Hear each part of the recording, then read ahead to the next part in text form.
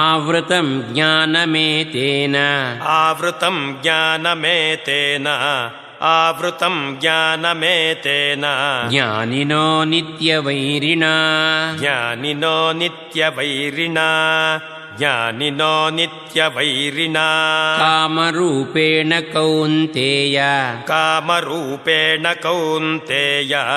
कामरूपेण कौन्तेय दुष्पूरेणानलेन च दुष्पूरेणानलेन च दुष्पूरेणानलेन च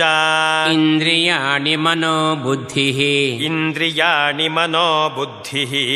इन्द्रियाणि मनोबुद्धिः अस्याधिष्ठानमुच्यते अस्याधिष्ठानमुच्यते अस्याधिष्ठानमुच्यते